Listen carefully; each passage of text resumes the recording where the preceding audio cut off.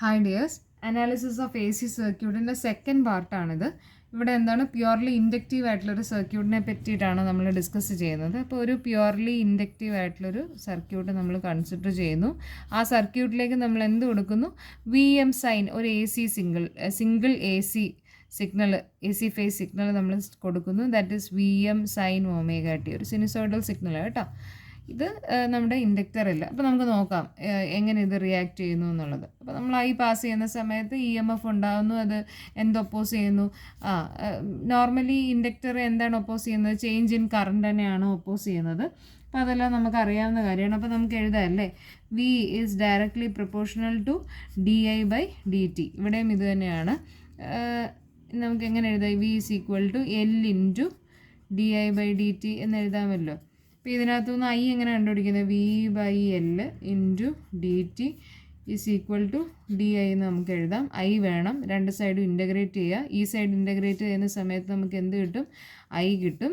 ഇവിടെ ഇൻ്റഗ്രേറ്റ് ചെയ്യുമ്പോൾ നമുക്ക് എങ്ങനെയായിരിക്കും കിട്ടുന്നത്? One by L integral V into D T എന്ന് കിട്ടും. ഇനി എന്ത് ചെയ്യുക? ഇവിടെ നമ്മൾ കൊടുത്തേക്കുന്ന വി എന്താണ്? V M sine omega T ആണ്. അപ്പോൾ അതിവിടോട്ട് കൊടുത്താൽ മതിയല്ലോ. One by L into integral V M sine omega T D T. അതിൽ ഈ വി എം കോൺസ്റ്റൻ്റ് ആണ്. അപ്പോൾ ഈ വി എം ഇങ്ങനെ പുറത്ത് പോരും.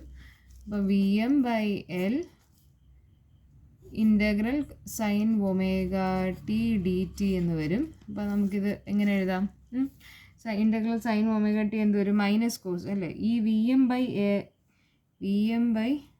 എൽ, ഇനി ഇവിടെ എന്ത് വരും? ഇൻ്റഗ്രൽ ഇതെന്ന് പറയുന്നത് minus cos omega T by ഒരു ഒമേഗ വരും. അത് ഞാൻ ഇവിടോട്ട് ഇടുക കേട്ടോ.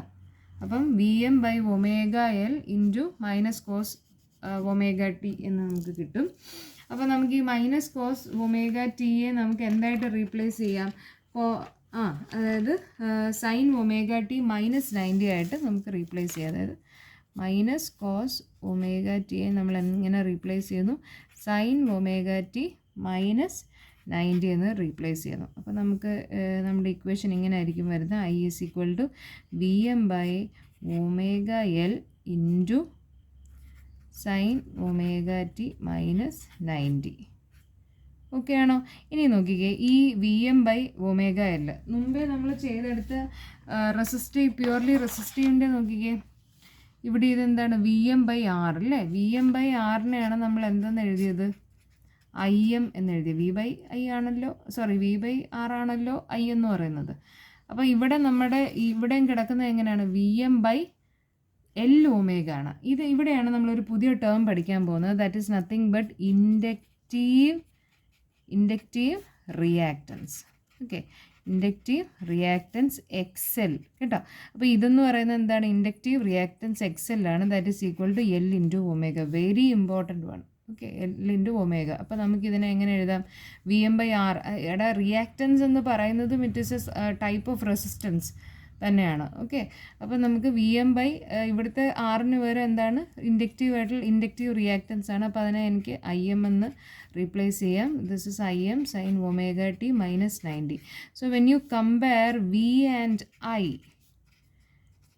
When you compare these two equations you can understand that I എന്ന് പറയുന്നത് എന്താണ്?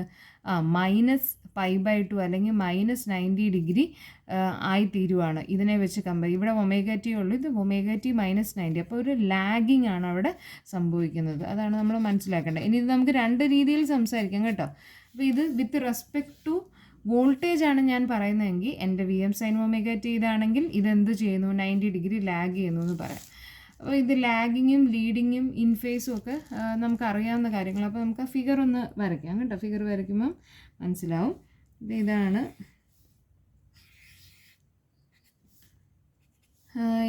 എൻ്റെ V M sine omega T. Okay, അപ്പോൾ ഇത്രയേ ഉള്ളൂ. ഇതെൻ്റെ V M sine omega T ആണെങ്കിൽ എൻ്റെ I M sine omega T എന്ന് പറയുന്നത് ഒരു 90 ഡിഗ്രി കഴിഞ്ഞ് അല്ലെങ്കിൽ ഒരു പൈ ബൈ 2 സ്റ്റാർട്ട് ചെയ്യുന്നത്.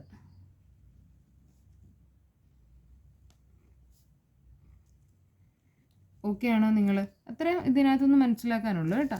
അതായത് ഇതാണ് V M sine omega T, ഈ ബ്ലൂ കളറിലെ ഇതാണ് V M sine omega T എങ്കിൽ ഒരു π/2 ലാഗ് ചെയ്തിട്ടായിരിക്കും ആര് സ്റ്റാർട്ട് ചെയ്യുന്നത്,